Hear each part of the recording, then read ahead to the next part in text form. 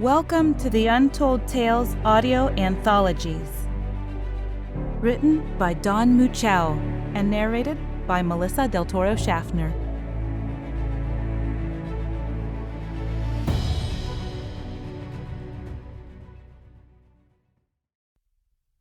The Minds of God. Pardon me if I'm skeptical. Baruch Yisrael Levin sat at a table at the guest center of the Methem Mahev Soudan compound, eyes fixed on Ibrahim ibn Wahid, an academically discredited Palestinian professor of antiquities at Hebron University. Despite mutual guardedness, the two had decided to meet on neutral ground. The site they had chosen, situated in what used to be a sizable chunk of the Gaza Strip, was now sovereign territory belonging to Earth's first peaceful alien visitors, the Soudan. Years ago, they'd landed in this spot to pick up 200 ambassadors from Earth in exchange for establishing an embassy of their own. Attitudes of the Soudan were comfortably slack when it came to the use of their territory, and few but the original residents had any quarrel with the arrangement. "You told me yourself," said Ibn Wahid, "that like Stephen Hawking, you wish to know the mind of God. I'm merely offering you an opportunity to see for yourself whether that is possible. I am not stating affirmatively that it is.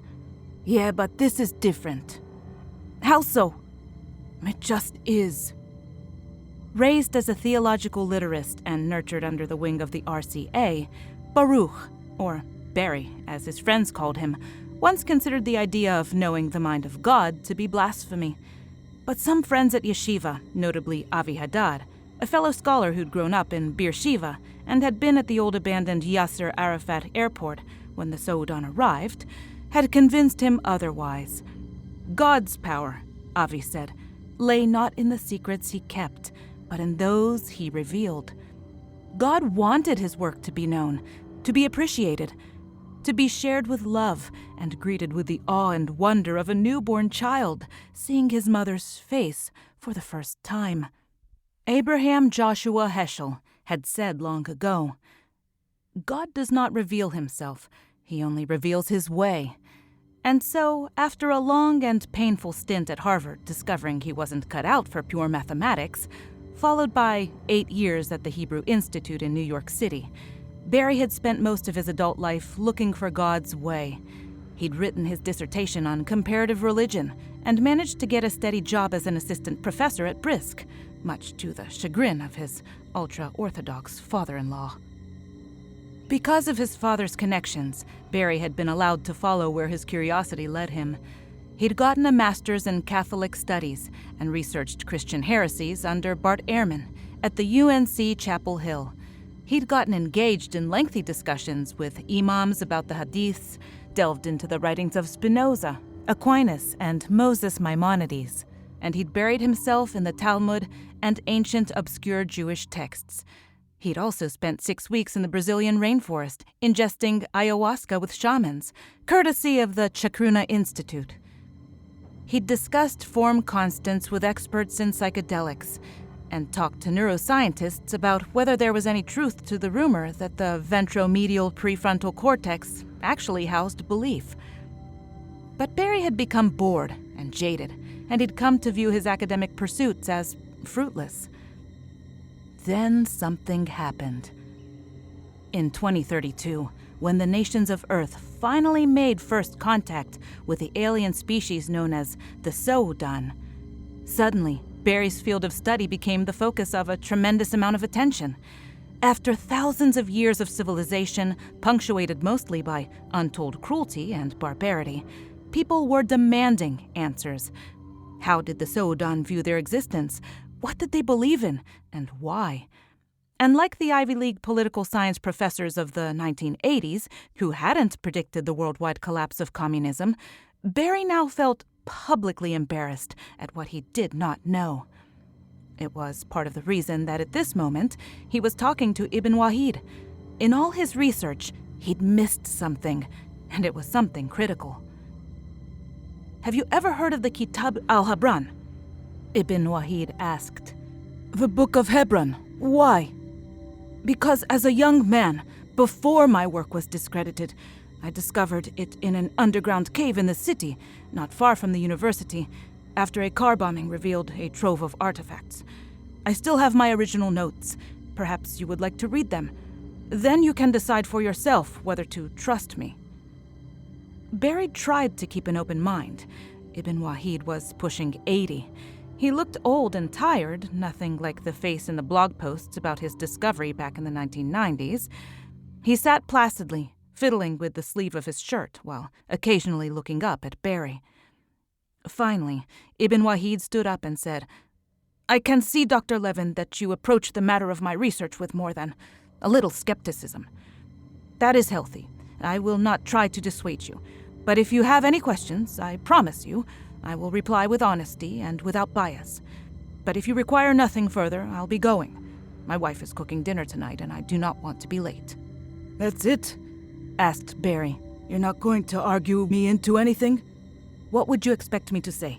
You won't believe anything I show you until you see it." "See what?" "It is better," replied Ibn Wahid, "for you to see it in person.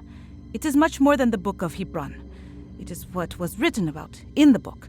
I trust that as a scholar of some repute, you will want to do your own research, and I promise you, you won't be disappointed." Barry sat for a few moments and considered Ibn Wahid's proposal. Then, despite his reservations, he walked out of the guest center with Ibn Wahid, toward the man's car. It was a beat-up 20-year-old Hyundai Sonata that was missing the trim around one headlight. "You really ought to get that fixed," said Barry. "The cops will ticket you." "They've done worse to my kind. I'm used to it." Ibn Wahid stood by his car, looking around, then stopped when he found his keys in the pocket of his jacket. "So that is a yes. You will visit my office." Tentatively." "Good," said Ibn Wahid, getting into his car. "Jamila will be pleased." "Fine," said Barry. "I'll meet you just outside the checkpoint north of Meltar in a few hours." Ibn Wahid got into his car. It rattled and coughed a few times before belching a cloud of gray smoke from the exhaust. "It's the head gasket," he explained through the window. "Needs replacing, but for this car, not worth it." "I'll see you at the checkpoint," Barry repeated, as Ibn Wahid nursed and cajoled the old Sonata into motion. Then he turned and walked away, messing with his cell phone. There were things about Ibn Wahid that piqued his curiosity, principally the fact that he had a secure position at Hebron University, but hadn't published a single paper in the 4 decades after a far-fetched dissertation that referenced both Judaic myth and the ceramic substrate chip technology used in quantum neural architectures. Not one single paper. Ibn Wahid was either brilliant, rich, or crazy, and somehow all three intrigued him. "You're late," Ibn Wahid said, as Barry arrived at the checkpoint just before 10 p.m. "Sorry," Barry said. "I got distracted. I was thinking about your research." Ibn Wahid downed the last of his potato chips and soda as he waved at one of the guards and said, "It's all right, he's with me." Then he walked back over to his car and drove through the checkpoint. Meanwhile, Barry was forced to endure a thorough screening of his vehicle that he felt was executed just out of spite. Eventually, he was let through and followed Ibn Wahid. They met for chai and fries at a fried chicken joint just past the checkpoint. "Your wife's gonna be angry," said Barry. "I made you miss dinner." "It's all right," said Ibn Wahid. "She's still happy you're coming. She's one of the few who still believes in me." The two sat in silence for a few minutes until the first bites had been downed. Then Barry said, "You still work at the university, but you haven't published. Why?" "I didn't stop voluntarily," said Ibn Wahid, "nor was I shamed into it. I was forced to." "By whom?" "You won't believe me. Try me." "Not now," replied Ibn Wahid. "I want you to see the artifact. Perhaps in examining it you will understand its value and why people did not want me to share anything about it." The two of them drove the half-mile to Ibn Wahid's office at the university. A short distance and down 2 hallways, they were in Ibn Wahid's lab. Sitting by itself in a lucite box was a conical object about the size of a football with archaic writing on it. From a distance, it looked like a bishop's mitre or a pharaonic headdress. Ibn Wahid led Barry through the clutter and to the transparent box. Barry examined the object closely. It looked exactly like the artifact featured in photographs from nearly 4 decades ago that he'd seen on websites. He'd spent the better part of 20 minutes walking around the box before asking for a pair of nitrile gloves and the keys to the box. Ibn Wahid disabled the box's alarm, retrieved the gloves from a box on his desk, and handed them to Barry. Then he unlocked the box, withdrew the object, and handed it to Barry. Barry held the shiny metal artifact up above his head so he could see the underside. The interior was lined with several rows of lightly spined rings. "Am I correct in assuming it's a headdress?" Barry asked. "The condition is pristine, like it was made yesterday." "What do you think it is?" asked Ibn Wahid. Barry found a chair, sat down, placed the object in his lap, and gingerly ran the edge of his finger along the carved symbols on the outside. "Symbology looks like a mixture of Ugaritic and archaic Sumerian," said Barry. "Syllabary is fully formed so that it places in the late Archaic. However, some drawings along the outer edge mimic the style of prehistoric Nile Valley civilizations, so maybe older." After a while, he asked, "Where was it found?" "At the same place as the Kitab," answered Ibn Wahid, "at a road construction site here in Hebron, buried in about 3 meters of limestone. The Kitab was pretty heavily oxidized. It references the object, but the references are not fully readable in some cases. The fragments are now on loan to major universities in the area." "But this object, they did not want it. They claimed it was a fake." Barry rolled the object in his hands. "Okay, now I'm starting to see the big picture, but I'm still baffled. If this is real, it's quite a find. I would think everyone would want to know about this. And if it's a forgery, that's easy enough to determine. Have you carbon dated it?" "Yes," said Ibn Wahid. "And?" 3 separate and trusted sources confirmed its age to be somewhere in the neighborhood of 15,000 years. But you may test it yourself if you wish. All I ask is that you return it." "But the universities still maintain it's a forgery." Ibn Wahid sighed. "Well, they did. At first, at least." Barry studied the gleaming metal, which sparkled as the light hit it. "It's really quite something," he said, marveling at the design. It looked like it had been manufactured yesterday. "I have to ask," Barry began. "When I first discovered the artifact," Ibn Wahid said, "I wondered at the purpose served by all parts of the helmet, and whether they were original to the object or added at a later date. Some were clearly decorative. I had some, at the time, fairly sophisticated scans done on it by Dr. John Bertrand at the University of Maryland. In our last phone conversation, he cryptically suggested looking for a functional purpose for anything that didn't display language or art. But on a 15,000-year-old helmet, what can the functions be? Short of not being struck on the head, what purpose does a helmet serve? And yet the components are not strong, they are delicate, so I assume the purpose might be religious or ceremonial." "What do you know about it?" Barry asked. "And why haven't you told the world?" "No, I tried to," Ibn Wahid replied. Then he stood for a full second, staring off into the middle distance. "Bertrand," he said. "He was the one who wanted to analyze the materials, not me. He wanted to know the optical and thermal properties, conductance, strength, density, and composition. Then, one day in 2000, someone showed up in my office and clearly wasn't academic. He didn't have the vocabulary. I thought at first he might be an antiquities poacher. He asked a few questions, then hours later, 2 more Americans showed up, and they were very guarded with their language. I told them what I knew, and they asked me to keep quiet. One of them asked if he could borrow the artifact for a day. I told him I didn't have it, and that Bertrand was examining it. Then he placed a briefcase full of cash on my desk, some $20 million, mind you, and told me I could keep the money on the condition that I discontinue publishing and share information only with Bertrand. So that's why you stopped publishing. They bought you out. That's a lot of money for an assistant professor, said Ibn Wahid, especially one whose reputation had just been destroyed by his own work.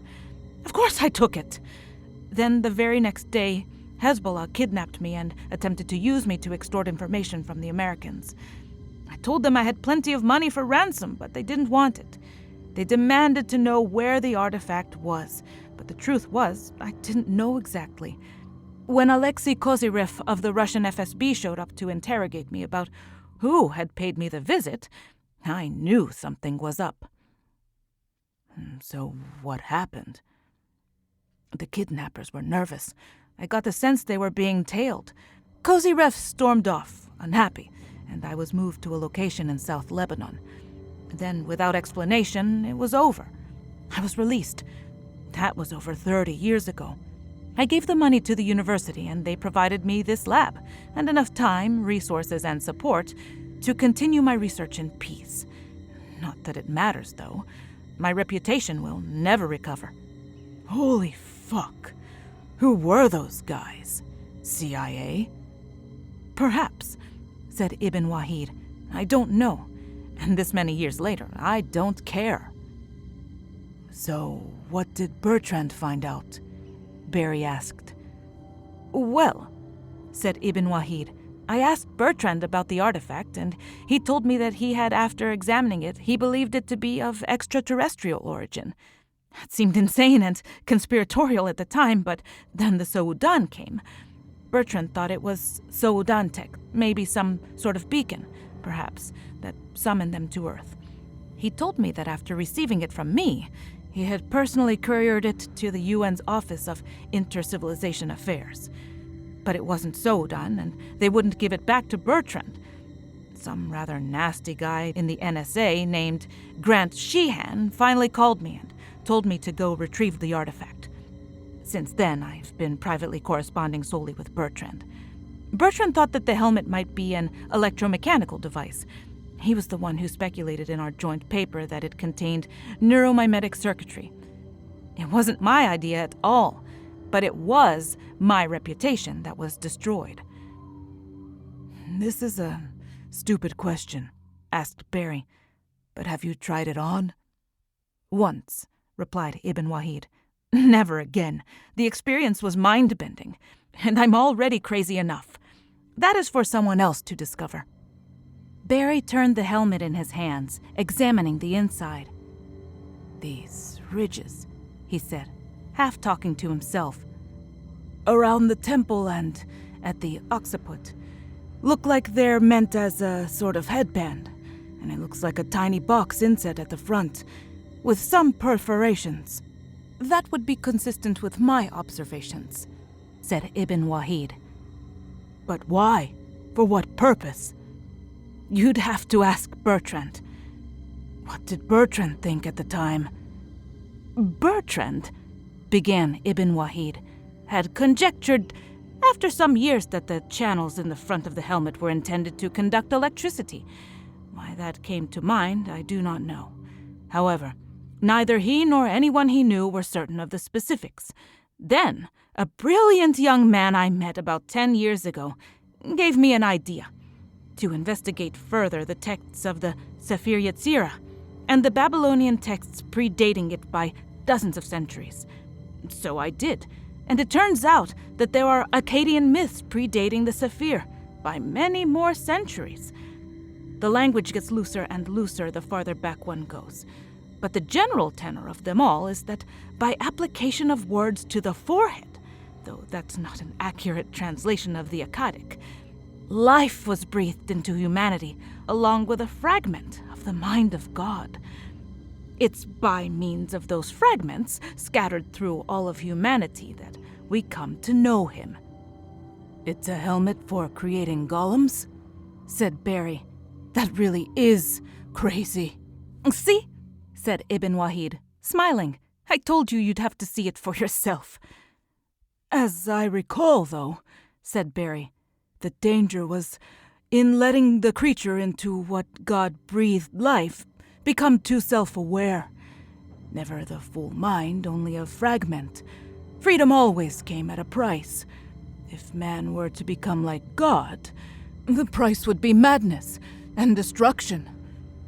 Barry slowly raised the helmet to his head and gently put it on.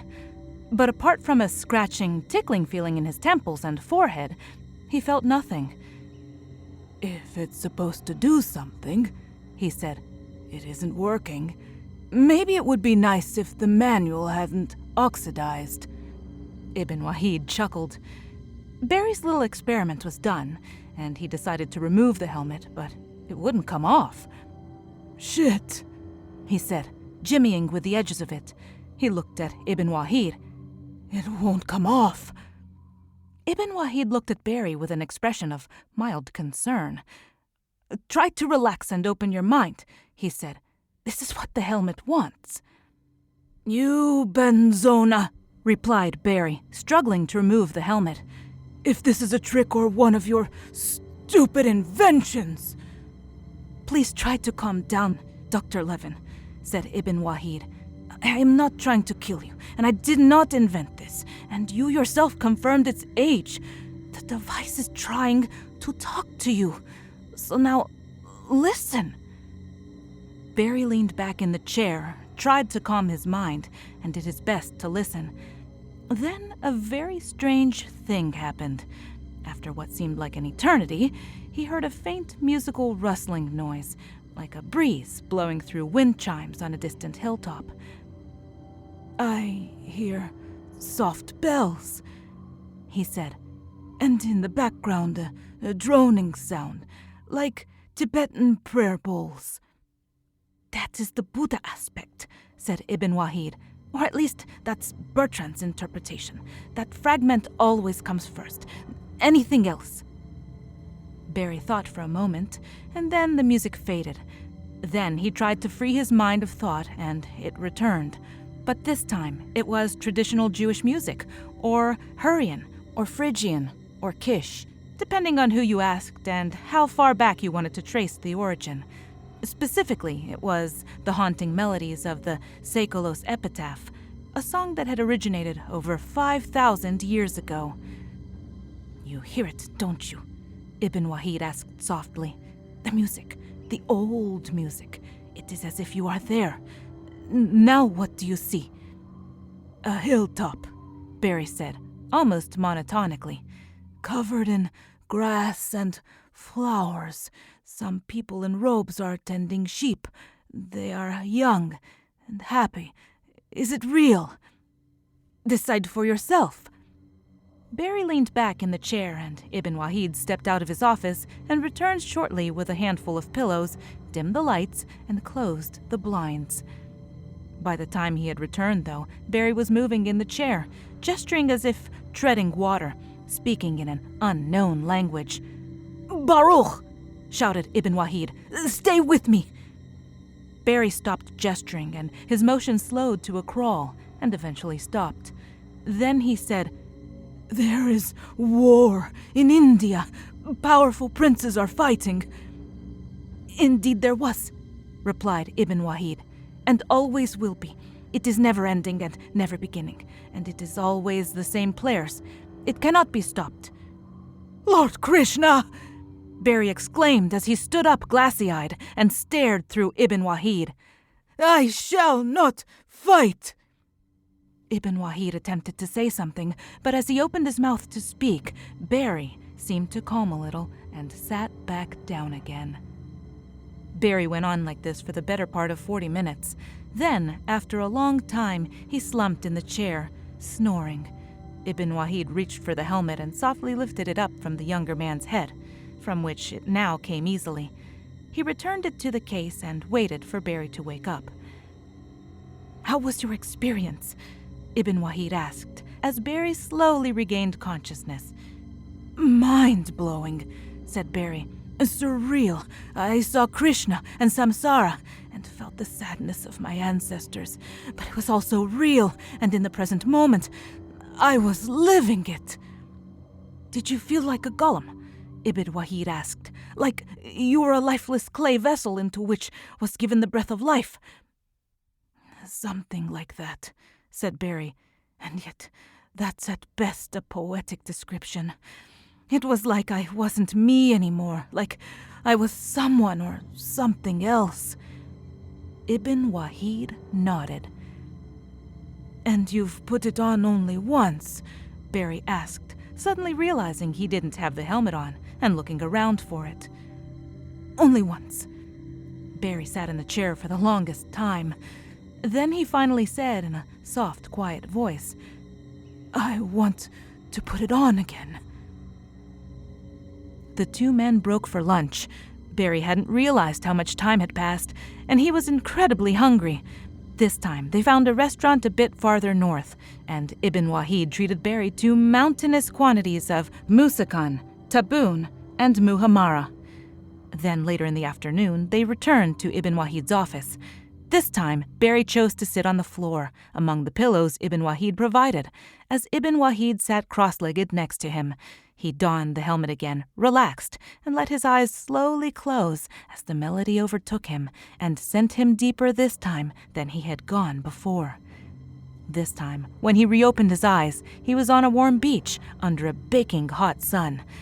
A stiff ocean breeze blew inland as the tide slowly edged out, causing waves to break, and in the distance, at the edge of the water being clawed by the tide, sat a large, round stone.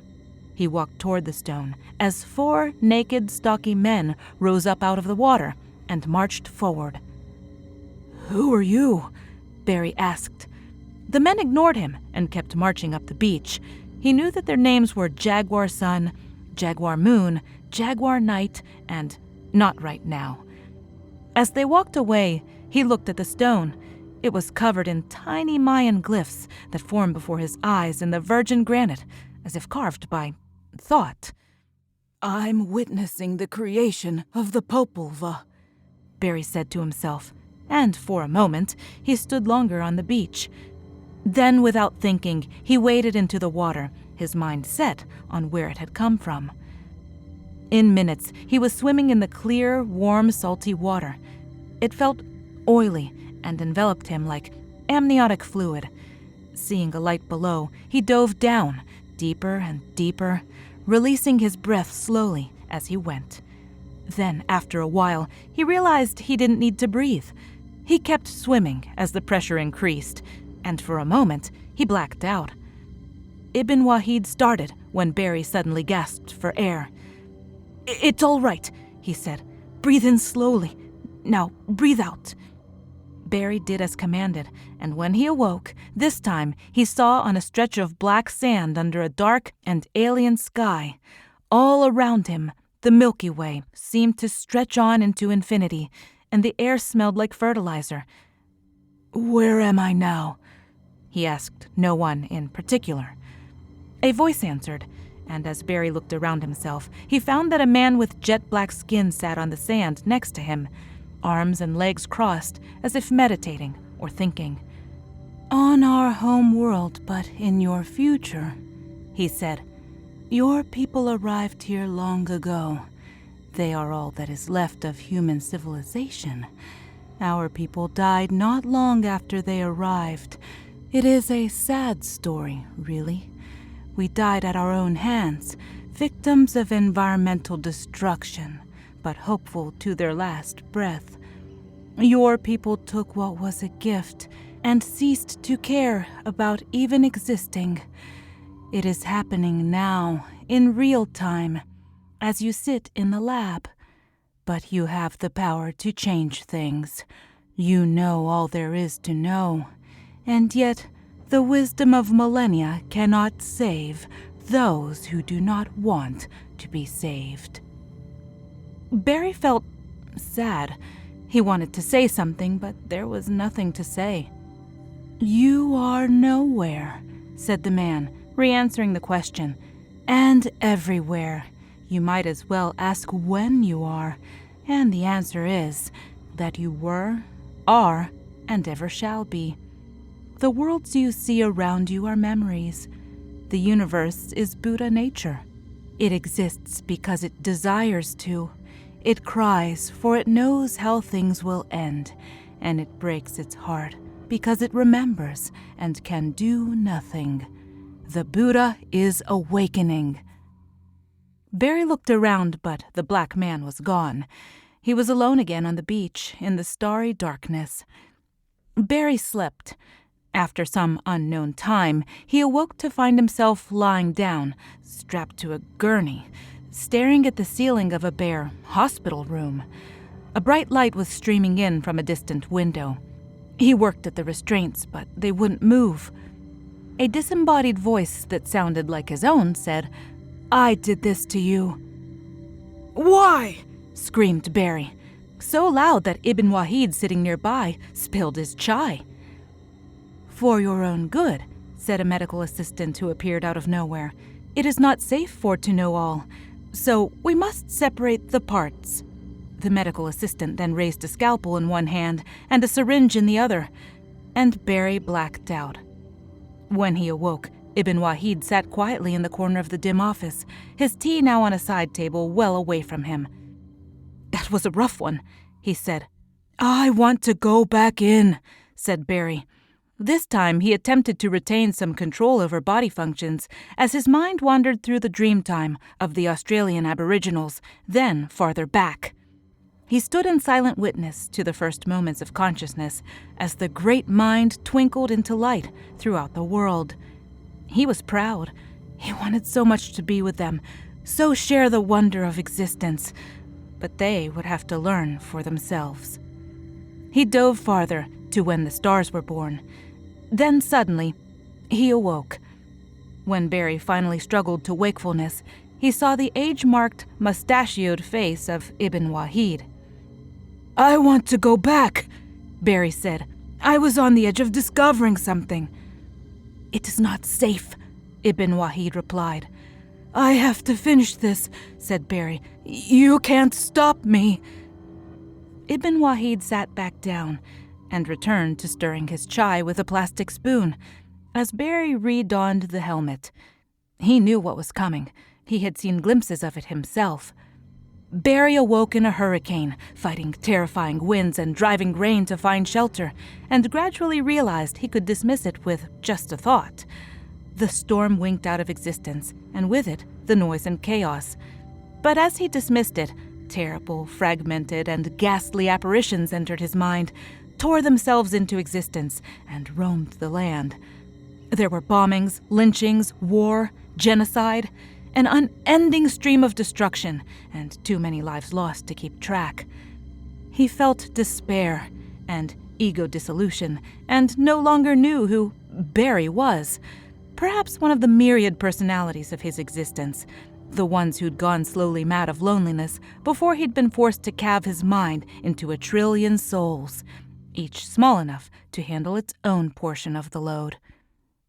He knew why Jesus wept. Barry tried to take the helmet off, but it and all the knowledge it contained were now part of him. He stood up, walked to the far edge of Ibn Wahid's office, raised the blinds, and threw open the window. "Stop it!" he shouted to the sky, startling Ibn Wahid into spilling his tea again. "Stop it!" He had to make the screams go away.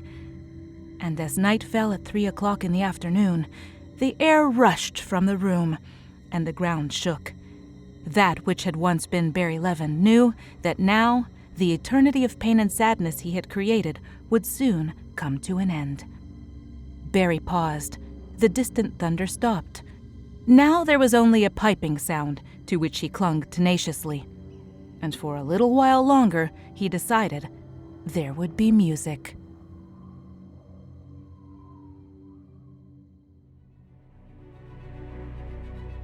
Thank you for listening.